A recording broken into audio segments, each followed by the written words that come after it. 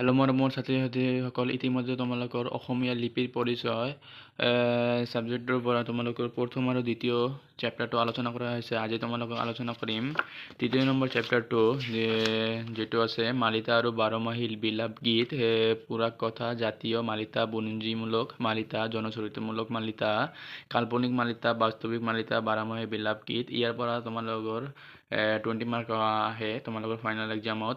তো কেইটামান very very important question আলোচনা কৰা টিম ইতিমধ্যে গ'ল। তোমালোকৰ প্ৰথম আৰু দ্বিতীয় চেপ্টাৰ আলোচনা কৰা হৈছে।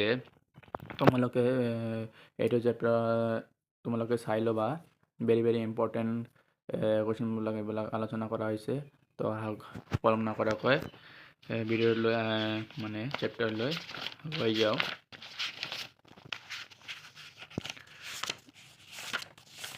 এইটো হয় চেপ্টাৰ 2 মালিতা আৰু বাৰমাহী বিলাপ গীত। তোমালোকে এক মাৰ্কী প্ৰশ্নবিলাক চাই ল'বা। এইবিলাক হয় যে মণিৰাম দেৱান গীত, চিকন হৰিহৰ গীত আদি কোন শ্ৰেণীৰ মালিতা, এইবিলাক তোমালোকে চাই ল'বা। বুৰঞ্জীমূলক মালিতা এইবিলাক হয়। বাস্তৱিক মালিতাৰ উদাহৰণ দিয়া, জনগাভৰুৰ গীতৰ নায়ক কোন, এইবিলাক তোমালোকে কিন্তু পঢ়ি যাবা। এইবিলাক ইম্পৰ্টেণ্ট হয়, যিবিলাক আণ্ডাৰলাইন কৰি দিছোঁ আৰু টিক কৰা দিয়া আছে। আৰু মালিতা বা ব্লাড কাক বোলে, এইবিলাক তোমালোকে চাই ল'বা। আৰু দীঘলীয়া প্ৰশ্ন উত্তৰ, অসমীয়া লোক কবিতাৰ অংগ হিচাপে মালিতাৰ গুৰুত্ব ব্যাখ্যা কৰা। মালিতাৰ গুৰুত্ব ব্যাখ্যা কৰিবলৈ দিছে এইবিলাক এইটো প্ৰশ্ন ভেৰি ইম্পৰ্টেণ্ট হয়, তোমালোকে চাই ল'বা। ওপৰত কিছুমান মানে নিজাকৈ নোট ডাউন কৰা আছে, এইবিলাক তোমালোকে পঢ়ি ল'বা। বাস্তৱিক আৰু কাল্পনিক মালিতাৰ বিষয়ে চমুকৈ বৰ্ণনা কৰা প্ৰশ্ন, এইটো ইম্পৰ্টেণ্ট হয়, এইবিলাক পৰীক্ষাত অহা দেখা যায়। আৰু আছে 3 নম্বৰটো বাৰমাহী গীতৰ বৈশিষ্ট্য চমুকৈ বৰ্ণনা কৰা।